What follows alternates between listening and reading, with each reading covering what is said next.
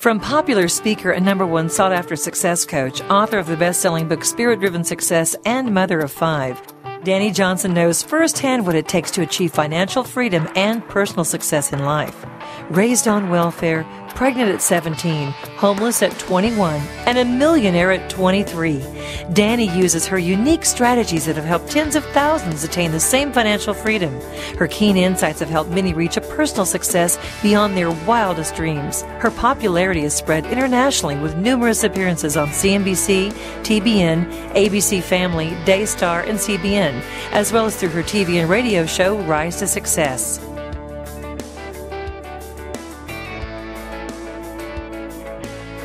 It is our responsibility to lead properly concerning money. It's our job. How we spend, they will spend.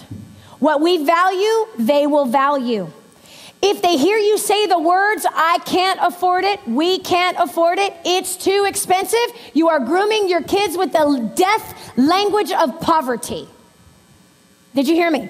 You're grooming them with the death language of poverty. So what do you say? If you really can't afford it, no, you say, you know what? We choose not to. I agree, that's a great thing.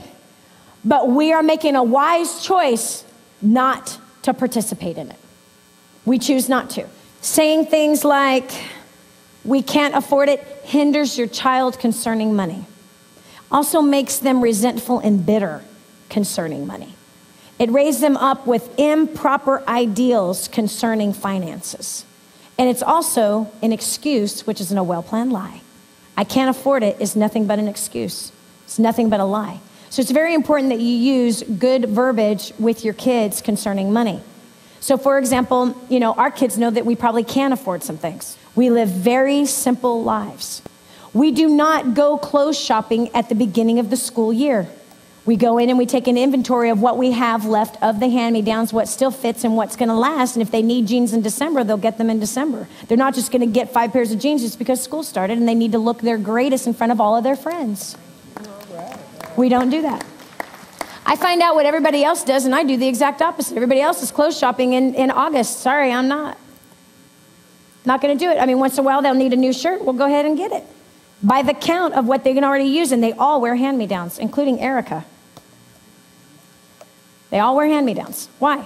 Because I'm not setting my kids up for poverty. I'm setting them up for wealth.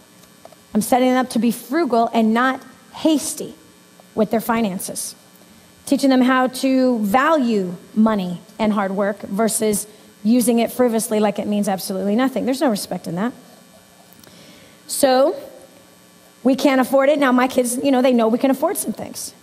So for us to say we can't afford it, they know would be a lie. For you, it might be the truth. The truth is both of them are a lie. You need to teach them to make wise choices. So how many of your kids say, well, Johnny has one? How many of your kids, well, all the kids at school have this name brand of jeans, so I got to have them. How many of you heard this? Yeah, we've all heard this, right? So in hearing such a thing, right, this is what you say. You say, you know what? That's great for them. And that's wonderful. And my son Kate being he wants to be the leader, right? I've trained each one of my children to be an individual and to be unique unto themselves and not to be sucked into the crowd. The Bible says to leave an inheritance for our children. Do you realize that? The Bible teaches us to leave an inheritance for our children. That's what it says. It teaches us to do that. But here's the problem. I recently was in an environment with a very, very successful multimillionaire who was talking about the fact that he had just wrote his will out and he was passing on all of his wealth onto his children. The only thing that cringed in my belly was, I certainly hope you trained them on how to handle that money. How many of you have heard of the trust fund kids? And how many of you have heard them spending it all? Winding up lazy and on drugs. Why? They were never groomed to handle wealth. They were never trained to properly manage money. If you are going to leave an inheritance behind without grooming them along the way on what to do with it, the difference between an asset and a liability, what happens with lazy hands, about the kingdom of self and filling themselves with more stuff. If you don't train them up, you're setting them up for failure, and your wealth will be squandered. in a quarter of the time it took you to earn it. Okay? So leaving a legacy is not so much about the finances. Yes, you can leave finances behind, but the bigger part of the legacy is that they grow that wealth even more to pass it to the next generation. The only way it's going to grow even more is if you teach them the skills that they need in order to do it.